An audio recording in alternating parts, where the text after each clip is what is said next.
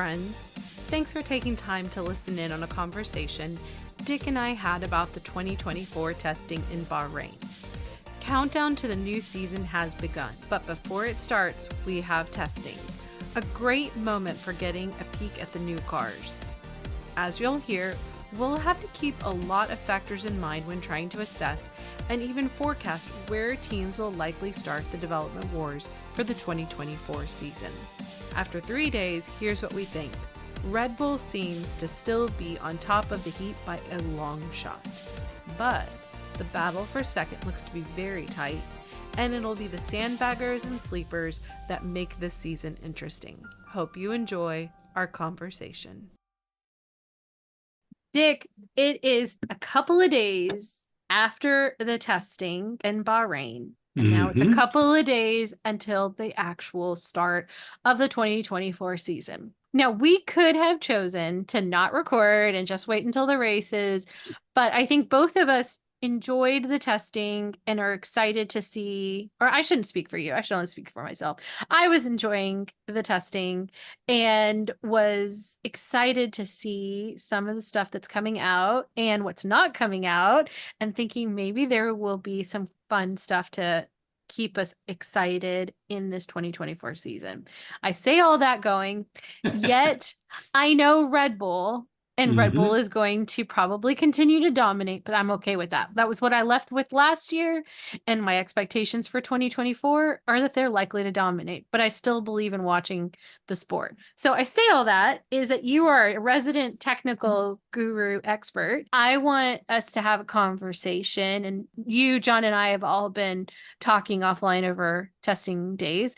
We want to just bring it now onto the recording. So I'm going to ask some different questions. We're both going to talk about it. We're going to run through the teams and let's see where we land. How does that sound to you? I'm all in. Let's go. Red Bull. Well, it's funny because while they didn't top the timesheets, I don't know that Max ever actually ran on the soft compound tire like so many of the other runners did. I mean, Ferrari set some very good times, but they were doing it on the C4 compound. Max was always on the C3. There's whispers that on the third day of testing when he was running, he was not only on the C4 tire, the C3 tire, the harder compound. They had the engine dialed way back, which makes you wonder, okay, how fast is this guy really going to go? That's the hard part, right? We're not going to know for sure what the pecking order is until we have qualifying. And because we don't know what engine modes people were running, we have no idea what fuel loads people were running. We do know what kind of tires they were running. But it still seems like Red Bull's race pace is good and that their outright pace is probably going to be really good. So I think they're still at the top of the heap, quite frankly, from what I saw. I 100% agree with you and largely feel that level of confidence because of all the stuff you and John have taught me. And I think exactly what you said, the mode, the fuel in and of itself, those two are two variables that we cannot quantify. I wrote in my notes, the rivals have likely closed the gap, but if anything, it's the gap to last year. But yes, what exactly is Red Bull hiding this year that we just will not know until they pull it out next weekend, and then we start to see what they're doing. I did think that it was interesting about how Red Bull did the testing, and then I thought they are likely been doing everything over these 3 days to determine how to set up, versus I don't think they're questioning what they have done. Like even watching some of their faces as they were doing the testing, when the videos would pan over to them, there is a level of calm confidence in what they have done, rightly understood. And even I was shocked by this whole side pod business. Did that kind of come across as out of left field for you, or you were like, this is... I think everybody was shocked, and of course Newey went and took basically a Mercedes concept for a number of things, not just the side pods. And then he put his touch to it. And, because it's got a very aggressive downwash. And, I think a lot of that kind of stuff that they're doing has really been one of those deals where, I'll put it to you this way. What has caught my eye is that I suspect that Red Bull has moved the goalpost again. Your comment earlier that everybody made gains, but it was on the RB19, whereas the RB20 is like they're setting a new standard. That's what I think we're going to see. Yeah, I just feel that very strongly because Yeah. I think that their lesson probably from 2023 was that they have an amazing car, and the one place where they did not see success was Singapore, and that was a Yep. setup issue. And so Yep. if they know that the car is good and they have improved the car, then if I were in their position, I would be wanting to make sure I'm doing all the troubleshooting of setup so that way the gains are there that you expect. And the other thing I thought about is that they didn't need to go very far. I remember you saying that at the end of the 2023 season. Like it's not like there was just that small incremental improvement, but that Mm-hmm. was still so much further than everybody else. So they had Right. so much more time to think through this, to do whatever Right. internal development that in which we don't know whenever they turned on the analysis for RB20 last Right. year, right? And yeah, I mean, to your point, they didn't do a whole lot of upgrades on the RB20 in the second half of the year. I don't think. Now they may have been like circuit specific, Hmm. but I don't think that they were like any big wholesale changes that would use up a lot of resources, especially under this budget cap, right? And Hmm. so I think probably that there was a lot of R&D that started pretty early in the year around this whole, the zero side pod high downwash concept that they seem to have come out with. So I think maybe the bigger question is that Max is going to be able to take that thing by the scruff of the neck and just drive it, right? How will Sergio do? Yeah. Because, right, first and second in the championship, that was a little bit under doubt. It was like, is Sergio going to hang on or not? I like Sergio. I'm pulling for him. But again, have they driven a car that's tricky to drive that only Max can really figure out how to drive? So Yeah. I think that's going to be a really interesting storyline this year. Not so much that, oh, Max is so fast. Yeah, no kidding. How about Sergio, a really, really good driver who is still trying to come to grips with a car that only Max can seem to drive? And again, we've talked about this before, but we've seen Pierre Gasly deal with this. We've seen Alex Albon deal with this. And, those guys have gone on to prove, hey, you know what? We're good race drivers, but we can't drive that car. I would hope that during winter break, Sergio had the time to like disconnect, but I Mm-hmm. also hope that he had the time in the sim as much as Yep. possible to get confident into this driving style. So that way he feels like he's got a grip on whatever was causing him Absolutely. that. Love them or not love them, right? There some people love Red Bull and some of them don't, but we have to admire what they have done. Absolutely. And Got to give so them props. okay, so then let's move on to two teams and we can kind of talk to them simultaneously. Because in my mind, I kind of see them as vying for the same spot. Whether or not that's second, I don't know. But I see them kind of as competitors to one another, Mercedes and Ferrari. What do you think about that? They got a lot of really decent laps in terms of total mileage over the 3 days. Um, George Russell was quoted as saying that he finally has a car that is drivable. I don't know really what the whole story was on last year's Mercedes, but you got the feeling that the car actually had some kind of diabolical handling characteristics Hmm. that didn't exactly inspire confidence. Whereas if you notice, George was just out there pounding around lap after lap after lap, and I think they were just trying to gather data on the Mercedes chassis, and is it doing what it's supposed to do? And it sure looks like that car is going to be, either 2A or 2B in my mind, between it and the Ferrari. And so, I mean, time will tell, but it clearly, they got a lot of miles in. They got a lot of testing with the FlowViz paint, on the car, with the aero rakes that they were running. They were gathering data, that's for sure. And I think they came away with a pretty good understanding. I'm sure they, like everybody else, will go faster this coming weekend because they've had a full week to analyze the data. When I watched it, I thought maybe they have now figured it out. Now they have something to work with. Mhm. And instead, it feels like the last 2 years, it's been trying to figure out what in the world is going on, And so you're Yeah. kind of always feeling like you're behind. But Yep. if they are now able to get some consistency, then you're able to develop. Right. Like Right. otherwise you're always, or no, maybe that's the wrong word, to progress. Other question I had was, how long do they really have to improve? Like if Red Bull's Mm. already going flat out as we expect them to, and then if they are vying with Ferrari, how long does Mercedes have to keep that momentum now that they've got the answer? Now, how do they figure out how to improve Right. on it? That was my Right. other part, which then coupled with I worried about like Mercedes brain drain because of the Yeah. announcement of Lewis to Ferrari. What do you think about that? Am I Well, I right to think be both. concerned? Yeah, I think Red Bull and Mercedes both have certainly got issues with brain drain because we know that there's been some pretty serious defections out of both of those teams over to competitors. Mm-hmm. Dan Fallow's going to Aston Martin. I mean, he was, one of the guys being groomed to replace Adrian Newey, and so yeah, it's an interesting time. I think clearly a Red Bull or Mercedes, they have got so many good up and coming engineers that they've just slotted guys in and gals into that a vacant position and said sink or swim. But Yeah. still, I mean, their experience does count for something.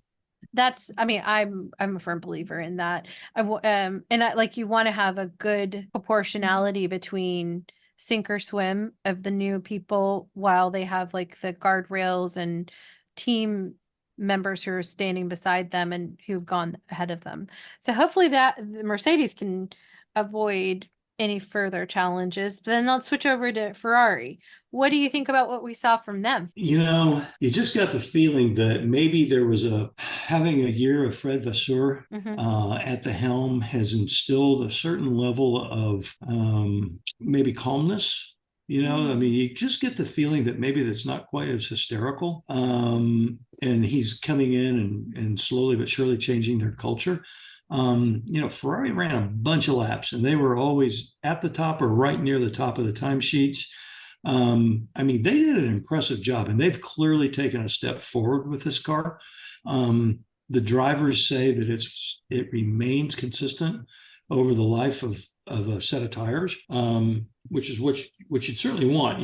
Your total grip obviously is going to go away, but if the handling balance stays roughly the same, that's Hmm. a big deal. Hmm. And so I would say that having that drivability over a stint is probably going to be a real advantage in the battle against some of the other cars.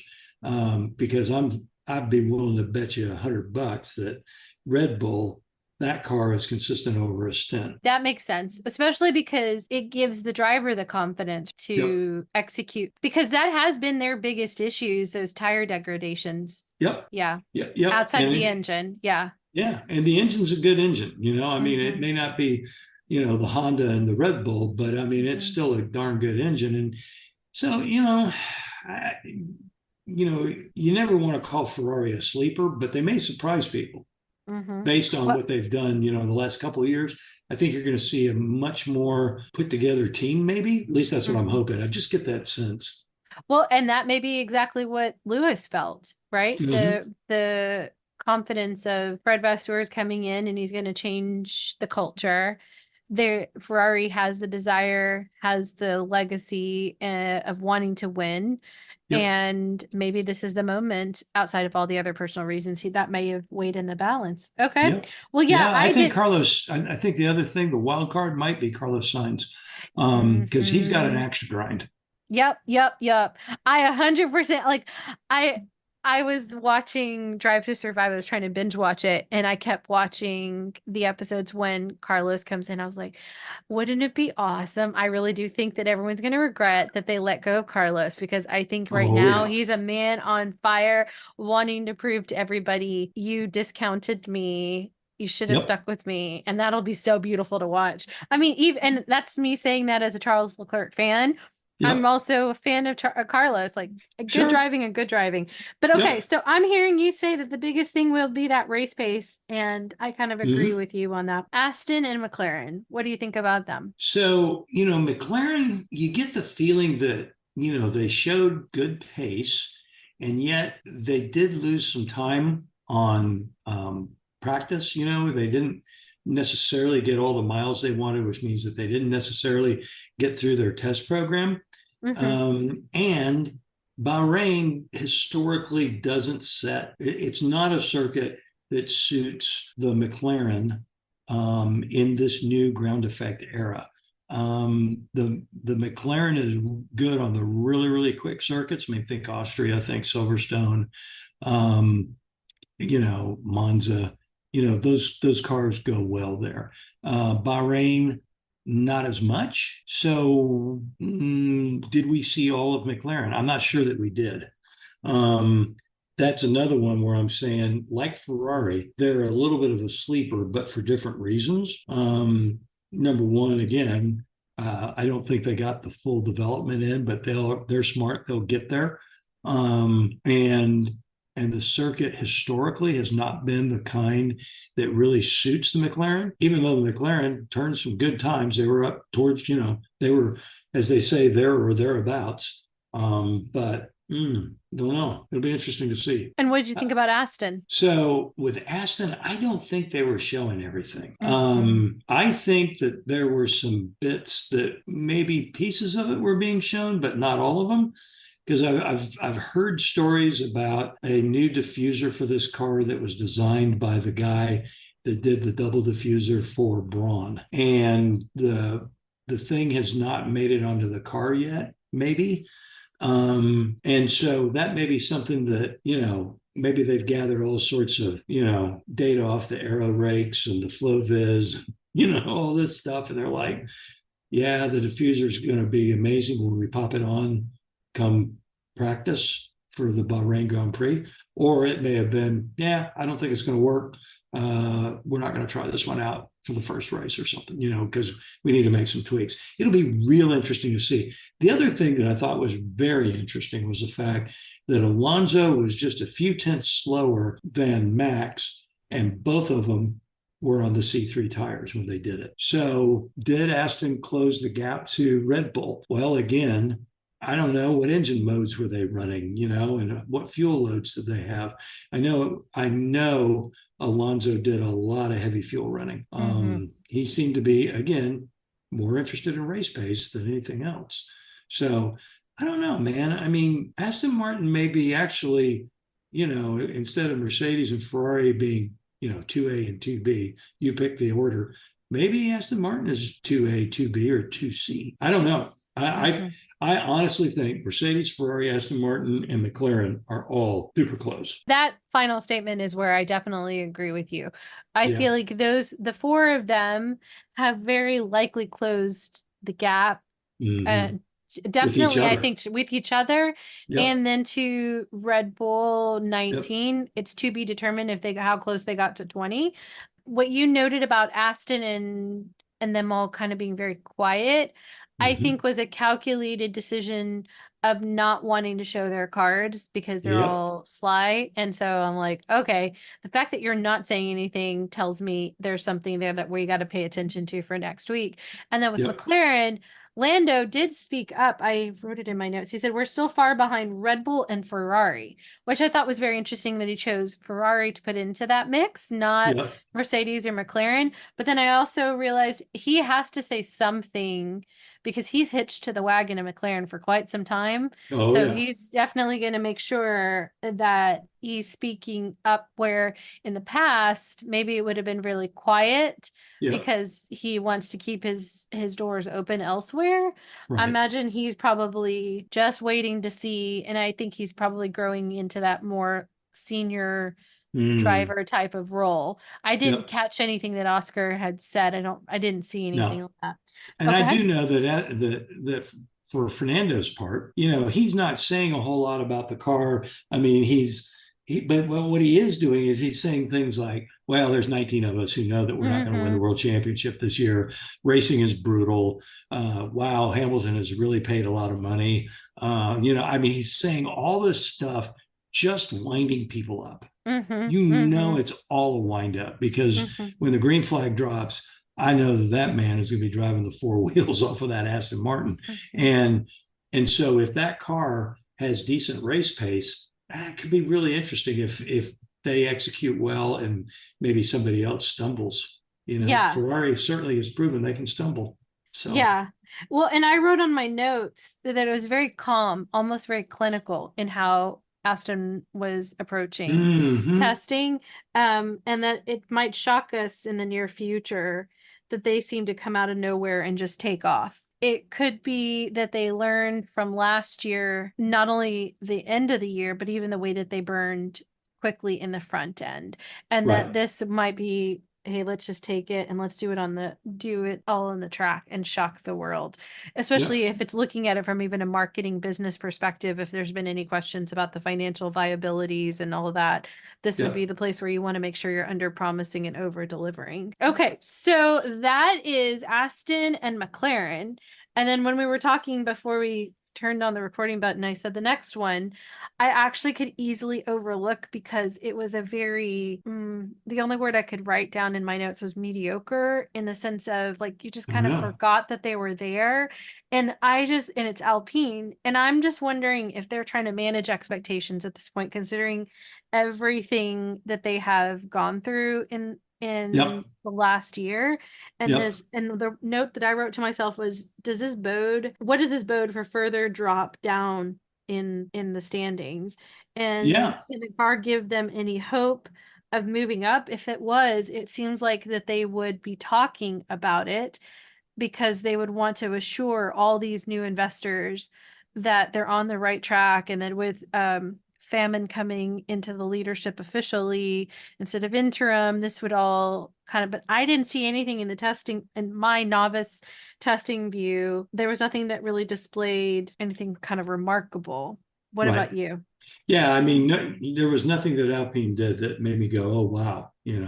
um, this is a classic case of where all the dysfunction from last year is now having the situation where the chickens have come home to roost for this year, and so now you have a car that it's overweight, apparently, it's aerodynamically draggy, so it's pretty slow in a straight line. Pierre Gasly is being very diplomatic, but he's saying, "Yeah, we have a lot of work to do." I Mm-hmm. mean, there's nobody that I could see in the stuff that I watched, in the videos and all that kind of stuff that were released covering testing, and in the articles that I read, neither Gasly or Ocon, neither one of them were like doing backflips and waxing Mm-hmm. lyrical about what an amazing car Alpine's built. So Mm-hmm. I think they're going to struggle this year. Like, I think it's a further display of the team and leadership chaos that they're not able to push and fight. I did write in my notes, I hope that if they're willing to take the short-term loss for the long-term gain.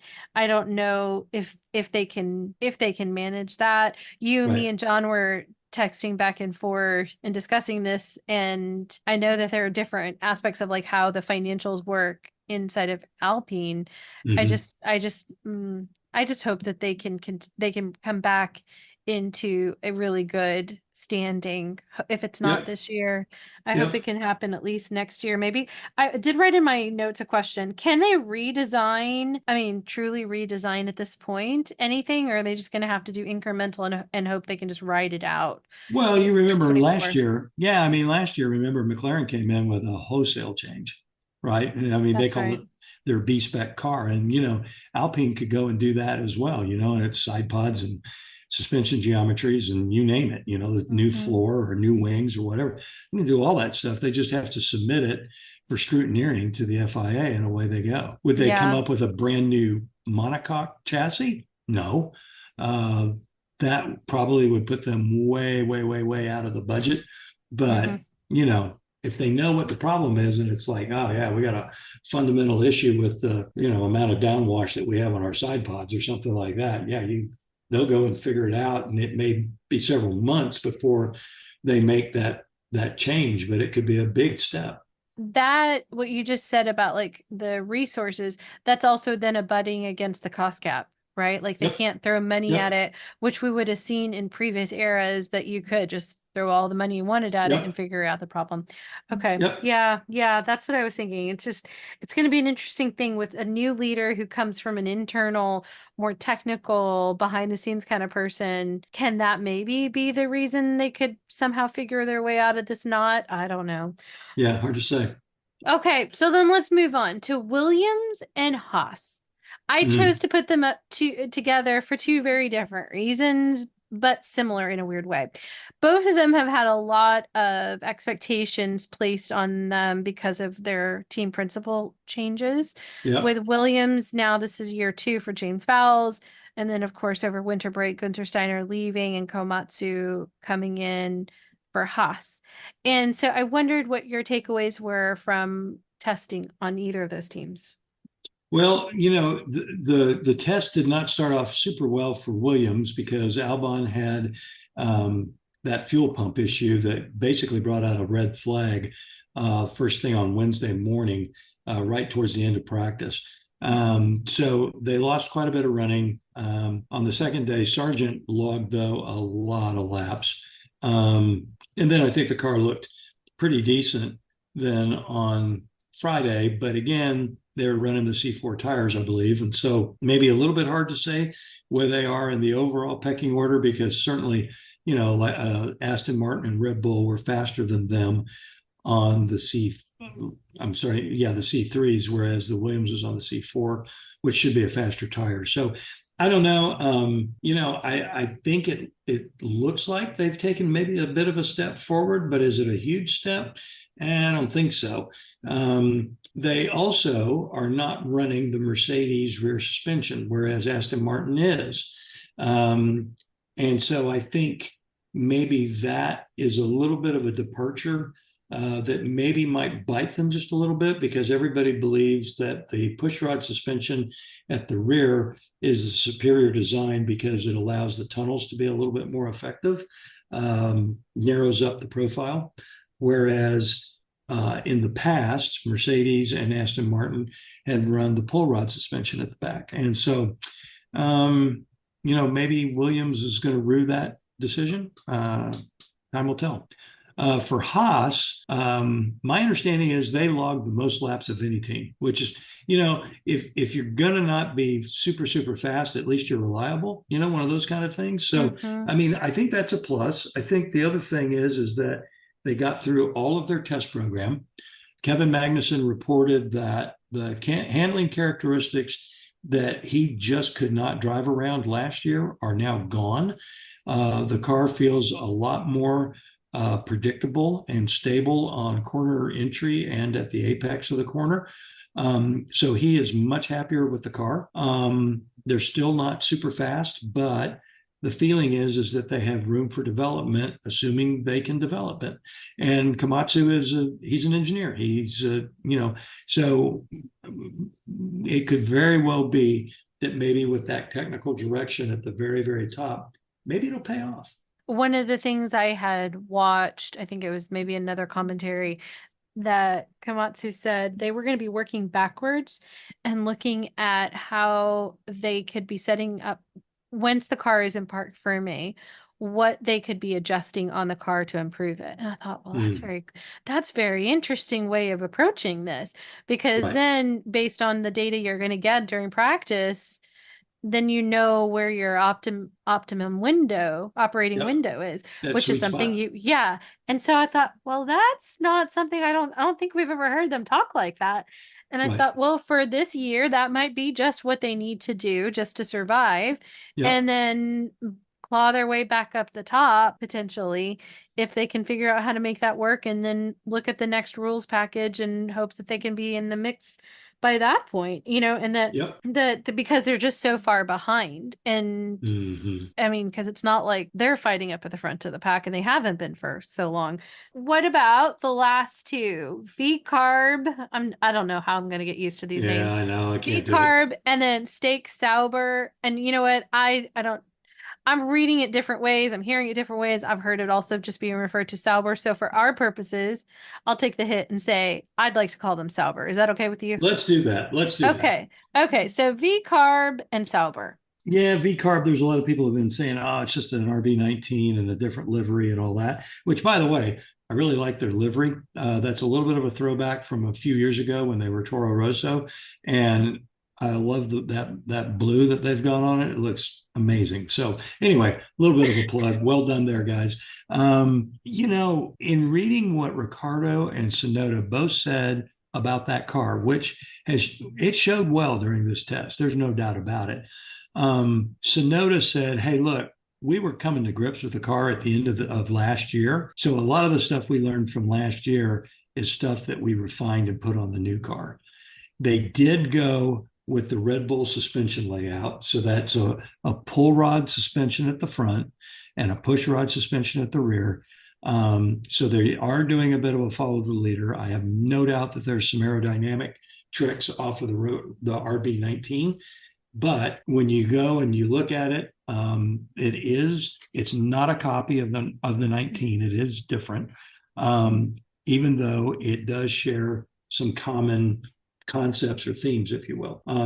But Ricardo and Sonoda, again, they were there or thereabouts. They could be one of those sleeper teams. I think it'll be maybe circuit specific, but they're going to be in a heck of a lot better position. And one of the other things that they said, and this is when they were still AlphaTauri, they were saying, we need more and more to be thought of as just another team that is a destination, not the junior Red Bull team.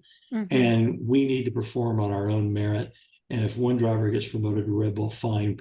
But honestly, that's not what we're here for anymore. And so that shift in mindset, I think that's really going to play very well for these guys.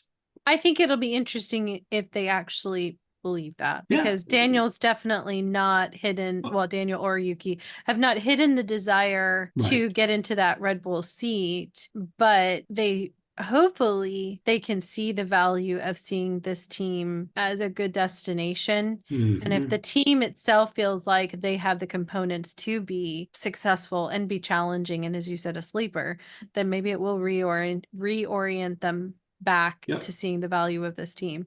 I think it's an interesting proposition, both of these teams. But with V-Carb, I agree with you. I don't think it's the same car. And I was listening to a podcast earlier today, and I didn't have time to take the notes that I wanted to take. And we'll have to just pin this for a future conversation, because apparently it's been Zach Brown at McLaren that's been really raising a lot of these flags about the potential relationship, collaboration, whatever. But the podcast noted that this may be more about the Concord agreement in 2026 than it is about the current cars that we're seeing. Yeah. And I thought, oh yeah, that makes so much more sense.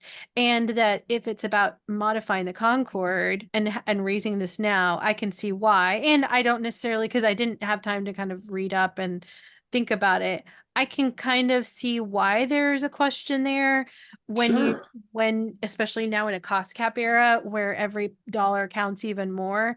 If there is this junior, because like the junior idea was pre-cost cap, but now having an entity that has essentially could be seen as two teams kind of sharing certain standard stuff and data and all that, might be pushing it, and may not be the right way to approach this in this new era that we find ourselves. And what better time to adjust it than if you're going to approach the Concord agreement again. Anyways, if you think about it for just a second, think about IndyCar for a moment. There are plenty of teams that have technical alliances with some of the bigger teams. And the latest has been AJ Foyt's team, legendary team. Haven't been doing very well for a long time. AJ is friends with Roger Penske. Penske said, tell you what, we're going to have a technical alliance. So all our shock work, all our aero work, all that kind of stuff will be made available to you. Our IP is proprietary. You can't share it with anybody else, but it's yours to use. $50 says that those guys are suddenly way more competitive. Because guess what? In IndyCar, Zach's playing that game with McLaren. And if that's what you want to do, then I think the rules should be reflecting that that's the reality that you're seeing. Sure. But yeah, so that's where when I heard this, I thought, yeah, we just need to clear this up. I don't think, and if everyone's in agreement that that's allowed, because it's not just Red Bull and V Carb, it's even Ferrari and Haas, right? Like Sure. there's so that's it just needs to be if we're wanting to make sure that we're setting the sport up into a way where people don't question the rules and that it's all about coloring up to the line, fine, do that, but just be clear on where the lines are is where Yep. I feel like it should be. Okay, Agreed. so that's V card. Last one, the team that I'm going to call Sauber. So what are your thoughts Yeah. on that? Well, I think they've made a step forward. I mean, Botas seemed to be pretty pleased about it. Joe turned some very good times as well. Um, and so, time will tell. I mean, I don't see them challenging what I'll call the second four Yeah. Mercedes, Ferrari, Aston Martin, and McLaren. I don't see them challenging those guys. However, they are like V-carb, like Williams, where I think that every now and then they could sneak in there and have a result where everybody was like, well, they're punching above their weight this weekend. One of those Mm-hmm. things. Yeah. Mm-hmm.